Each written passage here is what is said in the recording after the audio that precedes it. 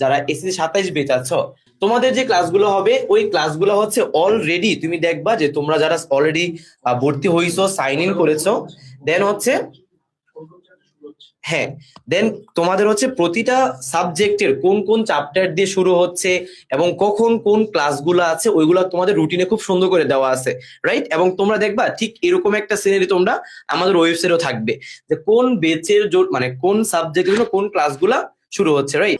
আর তোমাদের এখানে হচ্ছে আহ দেখো কোন দিন কোন সাবজেক্টের ক্লাস হবে, কয়টা বাজাবে, সব দেওয়া আছে। একটা জিনিস মেনটেন করো, রেগুলারিটি। আচ্ছা, এই ছবিগুলা কিন্তু আমাদের প্রত্যেকটা যে প্রাইভেট গ্রুপ আছে কোর্সগুলার তার কভার ফটো দেওয়া। সো তোমরা যারা এসএসসি 27 আছে অদম্য ব্যাচে, তাদের যে প্রাইভেট ফেসবুক গ্রুপটা খোলা হয়েছে সেটার কভার ফটোতেও কিন্তু এই ছবিটা দেয়া আছে, মানে রুটিনটা দেয়া আছে, এবং এটা প্রতি সপ্তাহে আপডেট করা হবে। আর সব বেচের জন্য আরেকটা জিনিস বলি, সেটা হচ্ছে তোমাদের যেই মানে আমরা যেই ক্লাসগুলো নিব তার ক্লাসের ডিউরেশন হবে 1.5 ঘন্টা, যেখানে 1 ঘন্টা 10 মিনিটের মতো আমরা ক্লাস নিব। বাকি 15-20 মিনিট তোমাদের সাথে আমরা তোমাদের প্রশ্নগুলো নিয়ে আনমিউট করে কথা বলার সুযোগ দেবো, বুঝছো? জাস্ট একটা জিনিস একটু মাথায় রাখো, যেহেতু জুমে ক্লাস নিচ্ছি তোমাদের আনমিউট করে কথা বলার সুযোগ থাকবে। ক্লাসের মধ্যে তুমি জাস্ট তোমার ইম্পর্টেন্ট যে ওই ক্লাস রিলেটেড টপিক গুলো এইগুলো নিয়ে প্রশ্ন করবা। ক্লাসে আমরা ট্রাই করব, যেহেতু আমাদের ক্লাসগুলো খুবই ইম্পর্টেন্ট এবং আমরা জুম সেশনের সময়গুলো কম রাখতেছি তোমাদের জন্য, জাস্ট আনমিউট করে কথা বলার জন্য ইম্পর্টেন্ট প্রশ্নগুলো আমরা ক্লাসে করবো। ওকে, তাহলে আমরা সারা বছর এটা কন্টিনিউ করতে পারবো, ঠিক আছে? এবার আসো আমরা এসএসসি 28 বেস নিয়ে কাজ করি বা এসএসসি 28 বেস নিয়ে কথাবার্তা বলি। রায়ন।